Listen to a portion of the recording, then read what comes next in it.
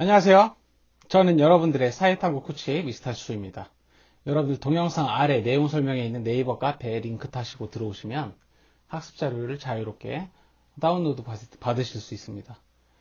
그리고 지금 이 영상과 관련된 자료도 있으니까요. 참고하시기 바라겠습니다. 오늘은 여러분들과 함께 정보사회, 그리고 정보사회의 낙관론과 비관론, 그리고 농업과 산업사회, 그리고 정보사회를 비교하는 그런 것과 관련된 이야기를 한번 해보려고 합니다. 일단 정보사회는 여러분들 그 산업사회 이후에 이제 산업사회가 고도로 발달하면서 이루어진 사회로서 정보력을 활용해서 지식과 정보를 생산, 전달, 소비하는 그런 사회가 되겠죠. 그러니까 지식이 중심이 되는 사회고 생각이 중심이 되는 사회, 그런 것들, 그러한 사회가 정보사회라고 이야기를 할 수가 있습니다.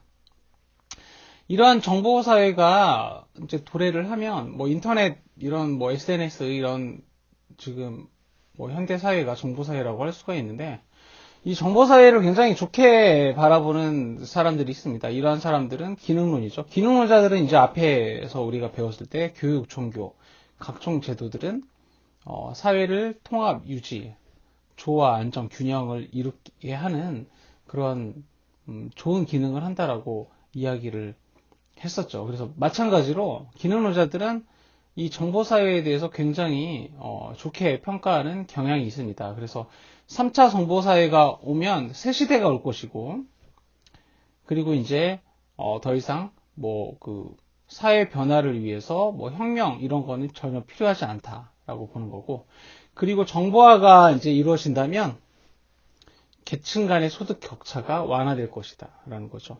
정보가 공개가 되니까 많은 사람들이 정보에 이제 접근할 수 있고, 그렇기 때문에 정보화에 대해서 낙관하는 사람들, 이러한 사람들은 기능론자들입니다. 그리고 이제 정보사회에 대해서 이건 부작용이 더 크다라고 이야기를 하는 사람들은 갈등론자들이죠. 이거 역시 정보사회는 가진 자들이 독점을 하게 된다는 거죠. 이 사회 구조, 사회 제도 자체가 가진 자들의 음모, 가진 자들을 위한 시스템 이렇게 보아왔잖아. 그런데 이제 정보사회가 되면 새 시대는커녕 이 정보를 가진 자들이 독점을 하게 되면서 더더욱 강자에게 유리해지는 사회가 올 것이다. 정보가 가진 자들에게 집중되어 있기 때문에. 그렇기 때문에 정보사회가 도래를 하더라도 여전히 혁명을 통한 사회 구조의 대변혁이 필요하고 새로운 사회를 만들어야 된다라고 주장하는 사람들이 여러분들 그 갈등론자들입니다. 정보사회에 대해서 이렇게 생각을 한다는 거죠. 그리고 이제 정보 빈부격차는 훨씬 더 커지고 이로 인해서 계층 간의 소득 격차가 엄청나게 더 심해질 것이다라는 겁니다.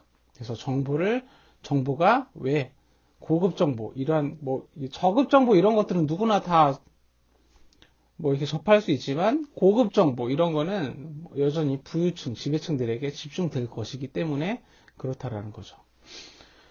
자, 이렇게 해서 정보사회의 낙관론과 비관론에 대해서 설명을 해봤고요. 여러분들 농경사회와 산업사회, 정보사회를 한번 비교를 한번 해보도록 하죠. 산업구조는 일단 농업사회는 1차 산업 위주고, 그 다음에 산업사회는 2차 산업. 1차 산업은 이제 농업, 어업, 임업처럼 자연물로부터 이제 뭔가를 생산해내는 산업이죠. 그래서 그걸 1차 산업이라고 하고, 농경사회에서는 1차 산업 위주였다. 산업사회에서는 2차 산업, 공장, 제조업, 제조업, 이런 것이 대표적이죠. 정보사회는 이제 3차 산업이다. 그래서 이제 서비스 산업, 그 다음에 정보를 기반으로 한 산업, 이런 것들이 이제 정보사회에서는 주로 이제 주요한 산업이 될 것이다 라고 이야기를 합니다. 부가가치의 원천은 농업사회에서는 부가가치의 원천은 이제 돈벌이가 되는 이게 중요한 수단, 원천이 되는 거. 농경사회에서는 역시 토지와 노동력이겠죠. 산업사회에서는 생산 수단을 소유할 수 있는 자본과 노동. 그 다음에 이제 정보사회는 정보와 지식. 정보사회에서는 뭐 작은 아이디어 하나만 있어도 엄청나게 성공할 수 있는 길이 열려 있는 사회다라고 보는 거죠. 생산 방식은 농경사회에서는 적은 물건을 소량 생산할 수밖에 없었겠죠. 자급자족 뭐 이런 걸 했으니까. 그리고 산업사회는 소품종 대량 생산이 이루어졌고, 그렇죠? 그러니까 기계 공장에서 종류가 적은 것을 굉장히 많이 만들었다는 거야. 그리고 이제 정보사회에서는 사람들의 관심 분야가 굉장히 넓어지고 개성스러워지기 때문에 다양한 물건을 적게 만들어야겠죠. 그래서 다품종 소량 생산 시대다라는 겁니다. 그래서 소비자와 생산자는 농경사회에서는 일치한다는 거죠. 왜냐하면 자급자족이 이루어지기 때문에. 그래서 자급자족 사회이기 때문에 본인들이 물건을 만들고 소비하고 뭐 이런 걸 했으니까. 그리고 산업사회에서는 이제 생산은 기업에서 전문적으로 하고 소비는 가정에서만 이루어진다. 생산은 공장에서만 하고 소비는 가정에서 이루어지는 형태. 그래서 소비자와 생산자가 엄격하게 분리되어 있다는 거죠. 그 다음에 이제 정보사회에서는 그 소비는 이제 가정에서 이루어지고 생산은 기업에서 주로 이루어지지만 이 재택근무라는 게 생겨나기 시작했거든요. 그래서 재택근무가 생겨났기 때문에 재택근무가 생기면서 다시 가정과 일터, 그러니까 생산자와 소비자가 점점 일치하기 시작한다라는 겁니다.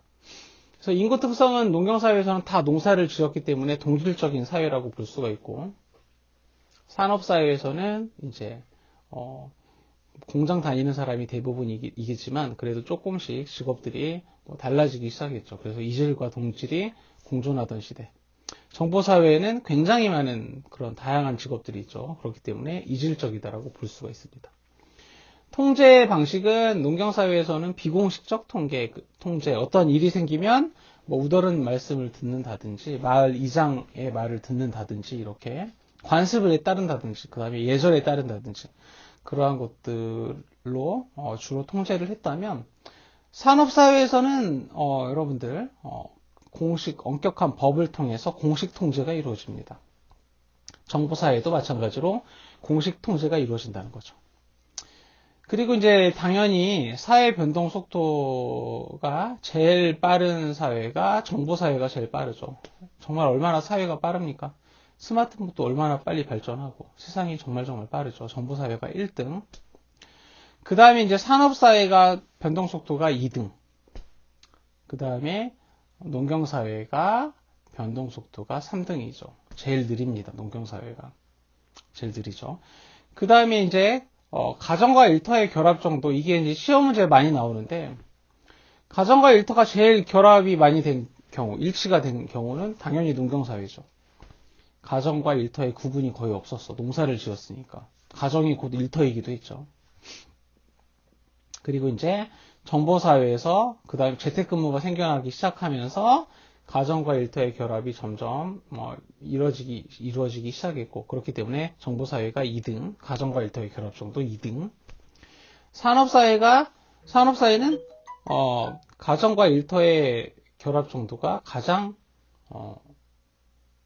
낮다라고 볼 수가 있죠. 그래서 3등. 그래서 가정과 일터의 결합 정도 1등 어디? 농경사회. 2등은 정보사회. 3등은 산업사회라고 볼 수가 있습니다. 그리고 우리가 앞서서 관료제라고 하는 그 조직 운영 방식에 대해서 배웠는데, 관료제 조직화 정도는 어디가 제일 셀까요?